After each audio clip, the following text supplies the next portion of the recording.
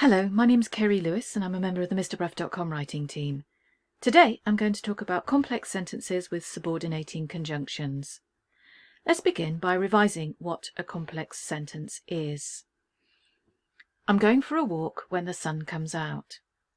I'm going to place an imaginary full stop here just after the word walk to divide the sentence into two parts. The first part, I'll go for a walk, makes sense by itself, so it's called the main clause. The second part, when the sun comes out, doesn't make sense by itself. When the sun comes out, what? It's dependent on the main clause to make sense, and that's why it's called the dependent or the subordinate clause. It begins with the subordinating conjunction when.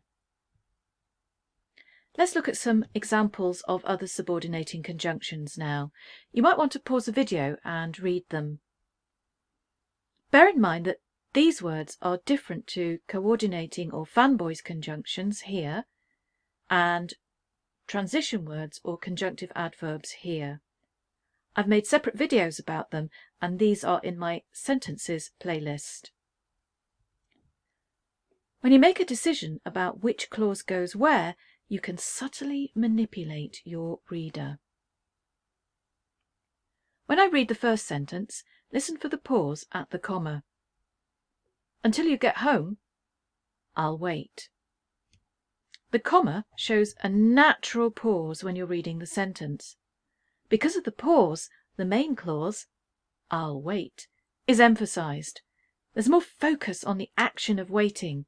Perhaps the speaker wants the listener to feel guilty. Now I'll read the second sentence. I'll wait until you get home. Because the subordinating conjunction until is in the middle of the sentence, there's no comma. This means that you read it more fluently. There's no dramatic pause to emphasize what comes next, so you're less likely to be manipulating your reader's feelings. Sometimes a writer will deliberately put the main clause at the end to emphasize a point. If you look for perfection, you'll never be content. By placing the main clause second, Tolstoy is emphasizing his point of view. Whatever our souls are made of, his and mine are the same. Here the speaker loves the other person so much that it's almost as if they are one person because they've been made in the same way. In non-fiction, you can use a similar technique. This is an advertisement for a guide dog charity. When I grow up, I want to be a guide dog.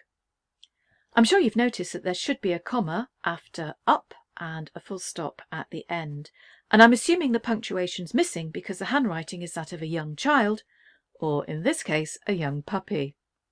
I want to be a guide dog is the main clause at the end, and this is very manipulative because it's followed by the rhetorical question, will you help me? In other words, will you donate money? If you don't, you might feel guilty.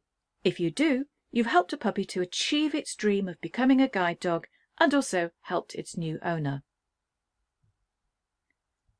I hope that you've enjoyed this video. If you'd like to buy a copy of Mr. Bruff's Guide to Grammar, I've put the link in the description below. In the meantime, please like, subscribe and share, and I'll see you in the next video.